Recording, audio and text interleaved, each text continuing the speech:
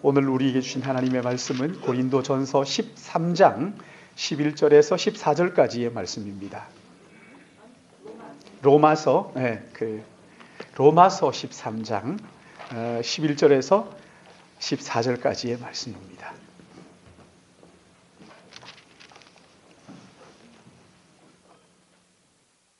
로마서 13장 11절에서 14절까지 한 절씩 같이 교독하겠습니다. 또한 너희가 이 시기를 알거니와 자다가 깰 때가 벌써 되었으니 이는 이제 우리의 구원이 처음 믿을 때보다 가까웠습니다. 낮이 가까웠으니 그러므로 우리가 어두운 일을 벗고 빛의 값을 낮에와 같이 단정히 행하고 방탕하거나 술 취하지 말며 음란하거나 호색하지 말며 다투거나 시기하지 말고 오직 주 예수 그리스도로 옷 입고 정욕을 위하여 육신의 일을 도모하지 말라. 아멘. 우리 기도하고 말씀 생각하겠습니다. 사랑하시는 아버지 하나님, 하나님의 은혜와 사랑을 참 감사를 드립니다. 지난 한 해 시작한 1월부터 12월 오늘 마지막 주일까지 매 주일마다 우리 하나님 필요한 은혜를 공급하시고 말씀하시고 또 성령께서 인도하여 주셔서 여기까지 왔습니다. 에베네셀의 하나님을 찬양하며 감사드립니다. 이 시간도 성령 하나님께서 우리와 함께하여 주시어서 우리의 마음과 생각을 주관하시고 오늘 이 하루를 이 한 해를 보내는 마지막 주일에 꼭 필요한 말씀 우리 허락하여 주셔서 이 말씀으로 한 주간을 승리할 수 있도록 또 이 말씀 가지고 한 해를 정리하고 새해를 맞이할 수 있도록 성령 하나님 은혜 주시기를 간절히 바라옵고 전하는 자와 듣는 자가 함께 은혜 받고 하나님을 영화롭게 하는 복된 한 시간 되게 인도하여 주시옵소서. 한 시간 주님 앞에 의탁하옵고 거룩하신 구주 예수님의 이름으로 기도드리옵나이다. 아멘. 오늘이 2019년 마지막 이제 주일입니다. 앞만 보고 달려오다가 이렇게 마지막 주일을 당하면 정신이 번쩍 들죠. 한 해의 마지막 주일, 한 해가 또 지나가는구나 생각하면 참 아쉬운 마음도 있고 섭섭한 마음도 많이 있을 줄 압니다. 마지막 주일을 보내면서 이 한 해를 하나님의 말씀으로 마무리하는 것이 필요하겠다 하는 생각을 했습니다. 올 한 해 하나님의 말씀 앞에 놓고 나를 비추어 보자는 것이지. 정말 내가 붙들어야 할 것을 붙들고 내려놓아야 할 것을 내려놓으면서 분별하면서 살았는지, 잠시 있을 것을 위해서 시간을 낭비하지 않고 영원한 것을 위해서 내 삶을 투자하며 살았는지, 자기중심적인 삶을 살진 않았는지, 주님처럼 이웃을 섬기며 그렇게 살았는지 말씀을 앞에 놓고 이 한 해를 정리하는 것은 참 의미가 있다 생각이 됩니다. 오늘 이 본문 11절 말씀을 보시면 이렇게 말씀하시죠. 11절 우리 다시 한번 더 읽어볼까요? 같이 보겠습니다. 시작. 또한 너희가 이 시기를 알거니와 자다가 깰 때가 벌써 되었으니 이는 이제 우리의 구원이 처음 믿을 때보다 가까웠습니다. 아멘. 또한 너희가 이 시기를 알지 않느냐 이렇게 묻는 거죠. 너희들이 이 시기를 알지 않느냐. 여러분, 그리스도인들은 두 세계를 사는 사람들이에요. 한 세계는 우리가 발을 딛고 사는 이 세상을 말하는 것이고 또 한 세계는 눈에 보이지 않지만 영원한 하나님의 나라를 이야기하는 거예요. 성경은 이 두 개를 균형 있게 말씀을 하셔요. 이 땅에 지나치게 매이지 말고 그렇다고 하나님의 나라에만 매이지 말고 균형이 우리에게 필요하다 말씀하시죠. 하나님의 나라를 말씀하시면서 이 땅을 무시하지 않는 거예요. 이 땅은 아무것도 아닙니다. 하나님의 나라만 영원한 것입니다. 이렇게 말하지 않고 하나님의 나라를 말하는 만큼 이 땅을 중요하게 생각을 하는 거지. 그러나 이 땅에 살면서 우리가 어디에 마음을 두고 살아야 할 것인가는 분명하게 말씀을 합니다. 이 시대에 이 세상에 빠지지 말고 분별하라. 너희가 이 시기가 어떤 시기인지를 분별하며 살라 말씀을 하시는 거예요. 그런데 오늘 여기 성경은 이 시대를 뭐라고 이야기합니까? 자다가 깰 때가 벌써 되었으니, 자다가 깰 때가 벌써 되었으니, 자다가 깰 때, 그러니까 여러분 지금 이 시대를 어떤 시대라고 성경이 판단하는 거예요? 자다가 깰 때다. 잠자다가 이제는 일어나야 할 때다. 그러니까 여러분 언제 잠잡니까? 밤에 자잖아요. 낮에 주무시는 분들 계시지만 밤에 자는 거죠. 그게 지금은 밤이라는 거예요. 어두운 밤이다. 이제 깨야 할 어두움이 가장 짙은 밤이다. 말씀을 하시는 거죠. 여러분, 어두운 밤이기 때문에, 지금 우리가 사는 이 시대가 어두운 밤이기 때문에 방탕하고 술 취하고 음란하고 호색하고 다투고 시기한다. 이렇게 말씀을 하시는 거예요. 여러분, 지금 우리 사회를 한번 보세요. 아니, 우리 사회가 어떻게 밤입니까? 이러는 사람이 있을지 모르지만 경제적인 면, 정치적인 면, 문화, 예술 어느 것 하나 여러분 우리가 희망을 걸 만한 데가 있습니까? 성평등이라는 말로 하나님께서 정해주신 남녀의 질서를 무너뜨리고 있어요. 자유라는 말을 가지고 가정의 질서를 아무렇지도 않게 깨트리고 있어요. 여러분, 영혼의 밤이 오면 어떤 일들이 일어나는지 구체적으로 로마서 1장이 말씀을 하고 있어요. 여러분, 로마서 1장으로 한번 가서 보십시오. 로마서 1장에 이렇게 설명을 하죠. 영혼의 밤이 오면 어떤 일들을 쭉 설명을 하는데, 영혼의 밤, 왜 영혼의 밤이 오는가? 영혼의 밤은 하나님의 자리에서 몰아내고 내가 그 자리에 앉아 하나님 노릇하겠다 하는, 거기에서 영혼의 밤이 온다는 거예요. 여러분, 내가 내 인생의 주인 노릇하겠다 하는 순간 영혼의 밤이 우리에게 몰려오면서 질서가 다 깨지는 거예요. 스스로 지혜 있는 척 하지만 어리석게 되어 썩어지지 아니하는 하나님의 형상을 지닌 우리가 그 형상을 새와 짐승과 기어다니는 동물 모양의 우상으로 바꾸어 버렸다고 말하지. 서로 배려하고 존중하고 사랑하고 서로 희생하라고 말씀하셨지만, 영적인 어두운 밤과 함께 이 질서가 깨지고 나니까 서로를 바라보는 것이 사랑하고 섬기고 돕고 하는 것이 아니라 서로를 바라보는 눈이 음욕과 쾌락의 대상으로 서로를 바라보기 시작하는 거예요.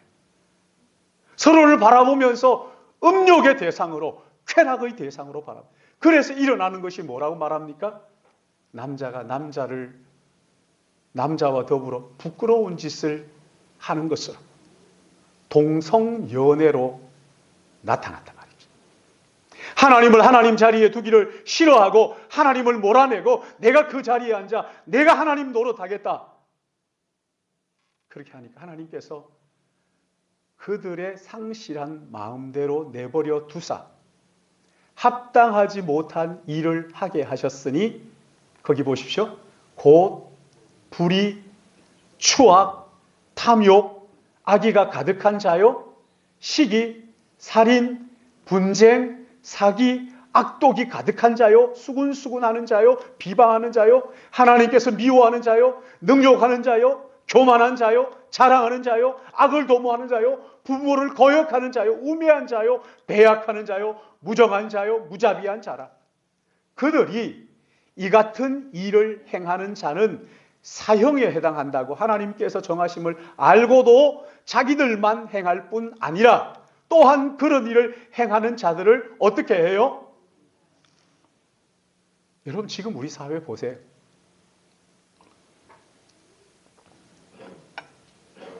하나님의 질서를 깨뜨려서 얼마나 큰 대가를 치르고 있음에도 불구하고 그 대가 치르는 건 다 감추고 그것을 옳다고 장려하는 듯 하지 않습니까?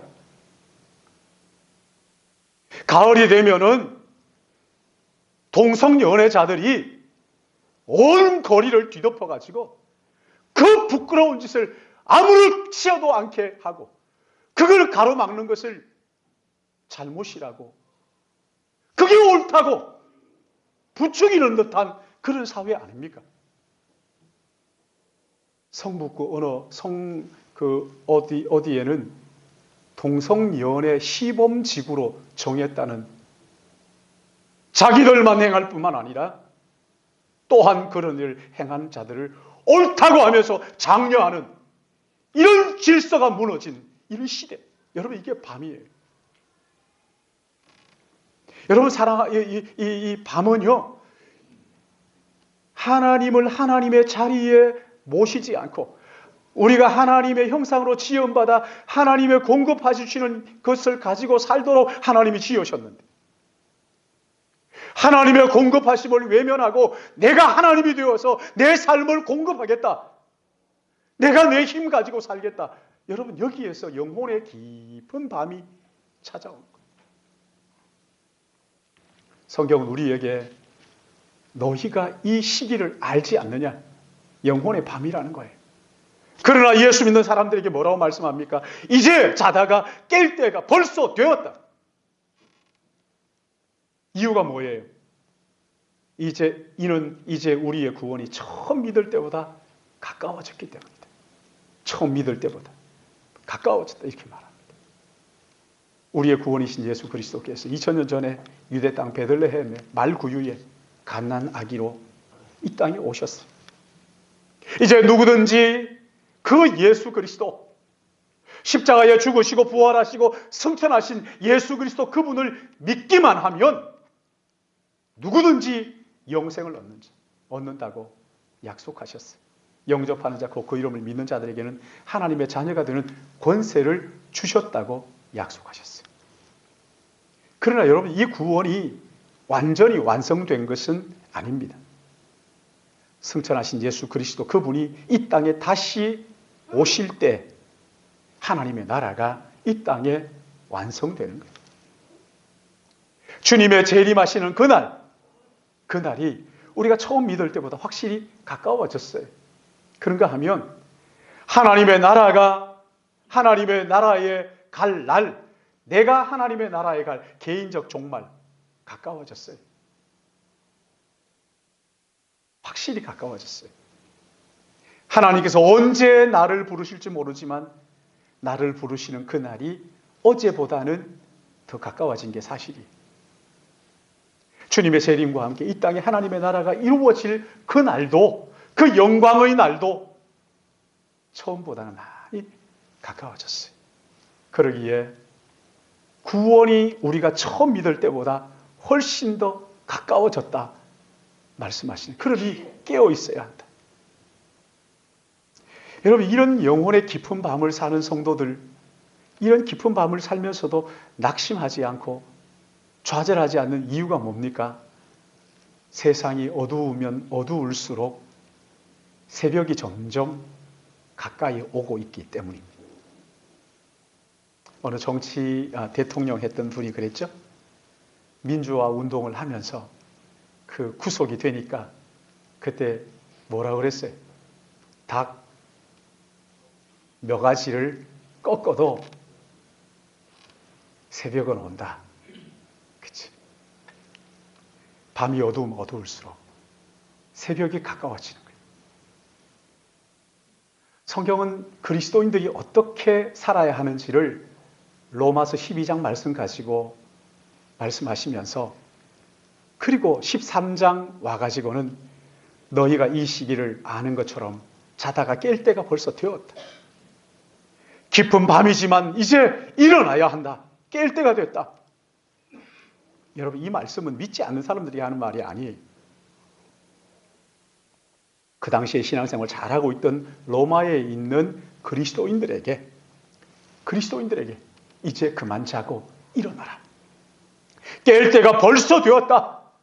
잠에서 깨어 일어나라. 말씀을 하시는 것이죠. 이런 말씀을 앞에 놓고 이 한 해를 정리하는 것은 참 중요하다는 생각을 합니다. 밤이 깊었다 하는 것은 그만큼 아침이 가까웠다 하는 이야기도 되는 것이죠. 그러므로 우리가 어두움의 일을 벗어 던지고, 여러분, 이 말씀은요, 잠잘 때 입었던 잠옷, 여러분 이대로 입고 자지는 않잖아요. 그렇죠?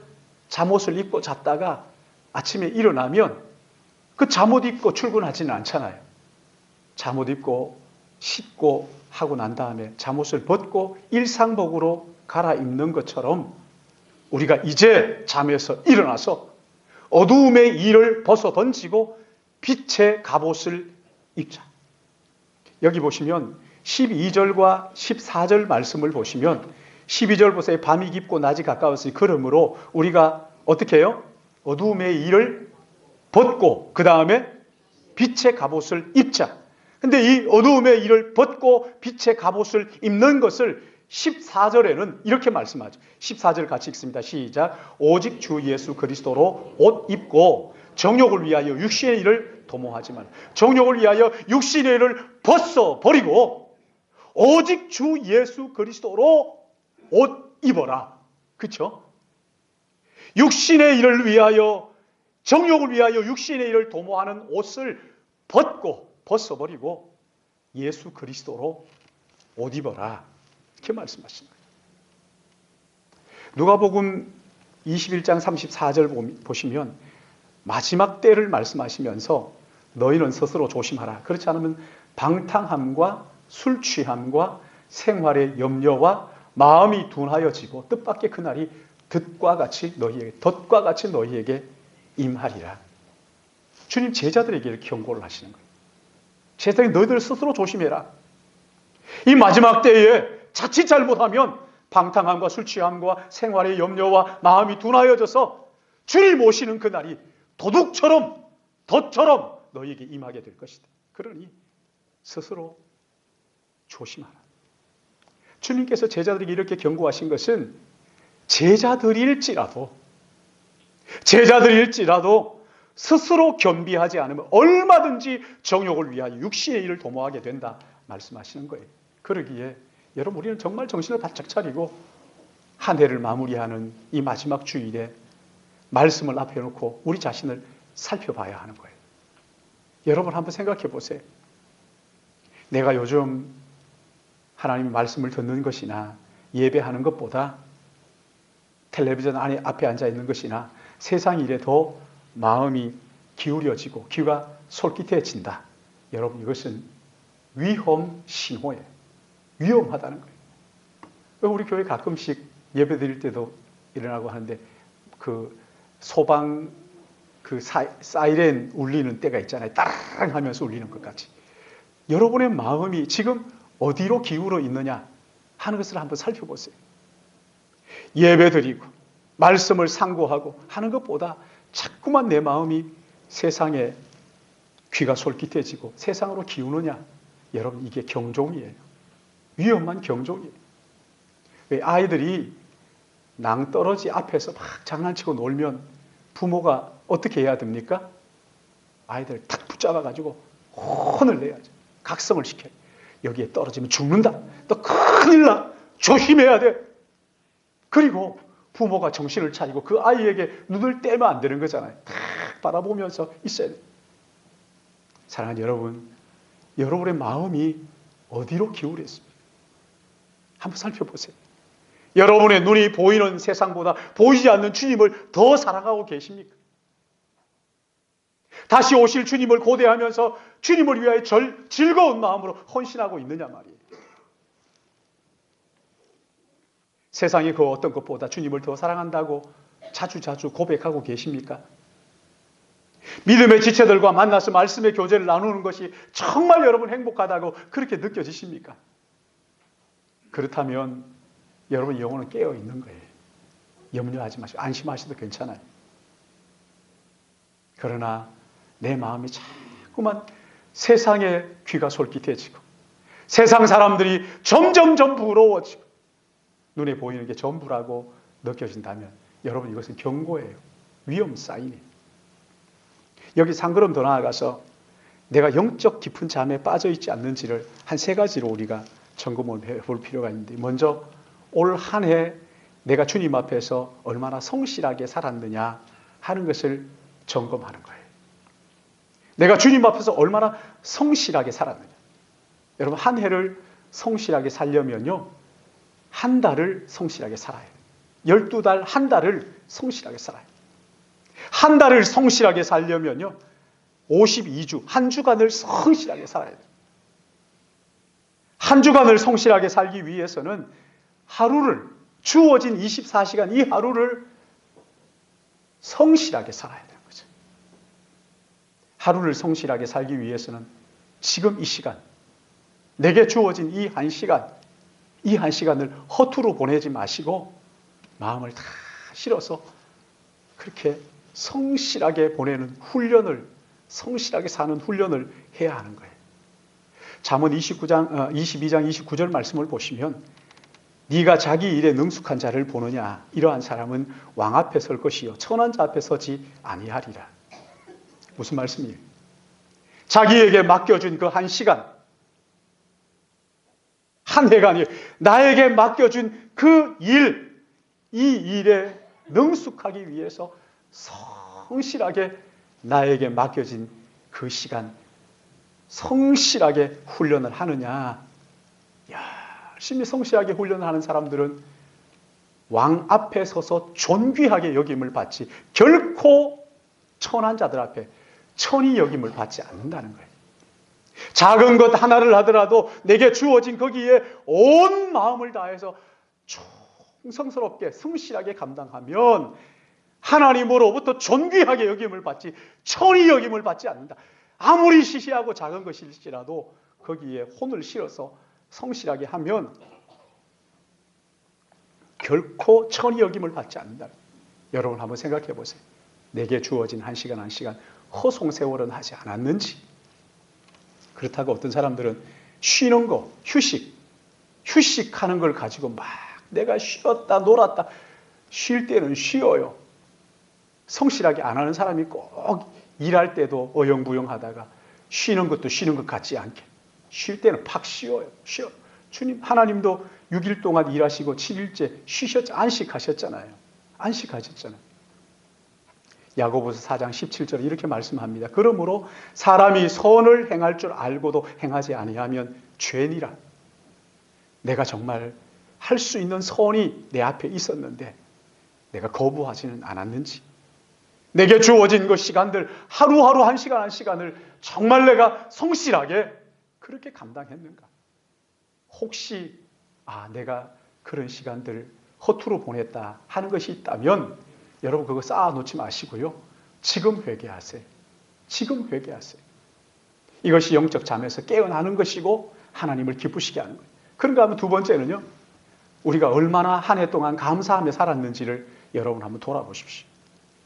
마땅히 감사해야 될 일들을 무심하게 흘려보내지 않았는지, 분명히 감사해야 할 일인데도 불구하고 감사 대신에 원망하고 불평하고 그렇게 시간을 허비하지는 않았는지, 큰 일은 감사한다고 하면서 작고 사소한 일은 헤아려 감사하지 못한 일은 없는지 여러분 한번 돌아보시라는 거예요.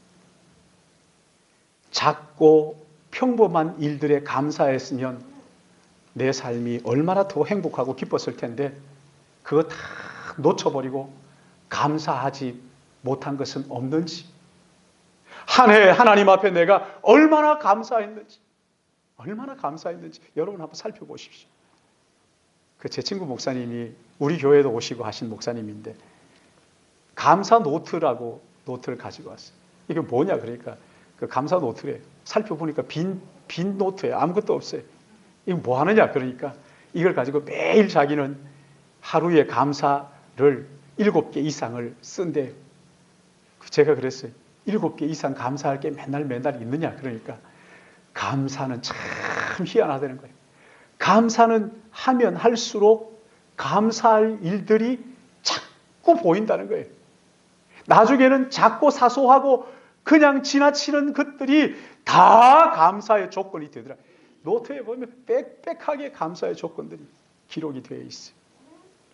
어느 회사에서 직원들을 상대로 감사 훈련을 시켰는데 하루 일과를 시작하는 9시부터 일을 시작하면 9시부터 9시 반까지 직원들이 모여가지고 서로 노래하고 감사하게 했다는 거예요. 그러면은 여러분 누가 봐도 30분을 손해보는 거잖아요. 직원들 불러다 놓고 일을 시켜야 되는데 일은 안 시키고 30분 동안 감사를 나누라고 했으니까 30분은 죽는 거잖아요. 근데 감사를 훈련하고 감사의 말을 하게 하고 감사의 편지를 쓰게 하고 찾아가서 감사하게 하고 하니까 생산력이 30분이 아니라 3시간만큼이나 더 좋아지더라는 거예요. 그것뿐만 아니라 불량률이 낮아졌다는 거예요. 기가 막히는 일이잖아요. 생산이 30분 쉬면은 내려가야 되는데 오히려 더 올라갔다는 거예요. 그리고 불량률이 낮아지니까 여러분 이거 얼마나 좋은 일이에요. 그리고 인간 관계가 좋아지기 시작했다는 거예요. 자녀가 부모에게 감사하니까 부모와 자녀와의 관계가 회복되기 시작합니다. 직원이 직원들에게 감사하기 시작하니까 당신이 이걸 해줘가지고 너무 감사하다. 그러니까 이 사람이요 그 다음에는 시간 맞춰가지고 더 잘해주려고 막 애를 쓰고 관계가 좋아졌다는 거예요. 그래서 이 회사의 이직률이 대기업보다 더 낮게 됐대요. 얼마나 놀라운 일입니까? 사랑하는 여러분, 감사하면 어려운 환경을 돌파할 힘이 우리 안에서 생기는데 감사하지 않으면 그 환경에 매여가지고 환경의 노예로 그렇게 살게 되는 거예요. 여러분 이게 얼마나 많은지 몰라요. 올 한 해 여러분 한번 돌이켜 보십시오. 내가 하나님 앞에 얼마나 감사했는가. 내가 사람들에게 정말 얼마나 감사해야 될 것을 감사하지 못하고 그냥 흘려보내고는 그 환경의 노예로 살았던 적은 없었는지 여러분 한번 돌아보시길 바랍니다. 마지막으로 한 가지 더, 얼마나 내가 다른 사람을 위하여 희생하며 살았는지를 여러분 한번 살펴보십시오. 아무리 성실하게 살고 아무리 감사하고 살았어도 자기를 위해서만 산 사람은요, 그 인생은 큰 빈손이에요. 아무것도 없는 거예요. 우리 주님은 내가 이 땅에 온 것은 섬김을 받으려 함이 아니라 도리어 섬기려 하고 자기의 목숨을 대속물로, 많은 사람의 대속물로 내어주기 위하여 오셨다 말씀하셨어요. 고린도전서 10장 33절 말씀을 보시면 나와 같이 모든 일에 모든 사람을 기쁘게 하여 자기의 유익을 구하지 아니하고 많은 사람이 유익을 구하여 그들로 구원을 받게 하라 말씀하셨어요. 다른 사람을 위하여 내가 얼마나 희생했느냐. 제가 주례할 때 종종 그렇게 당부합니다. 너희의 행복, 아내의 행복은 남편에게 있고 남편의 행복은 아내 속에 하나님이 넣어주신 선물이다. 하나님으로부터 오는 선물이다. 그래서 내가 행복하면 행복한 것이 아니라 상대를 행복하게 해야 내가 행복하다. 우리의 가정이 행복하기 위해서는 우리만 막 깨쏟아지게 그렇게 잘 살면 되는 것이 아니라 우리의 가정이 우리 부모님의 가정을, 형제들의 가정을 행복하도록 만드는 것이다. 그러면 진짜 행복이 무엇인지 하나님께서 알게 하실 것이다. 정말 행복한 것.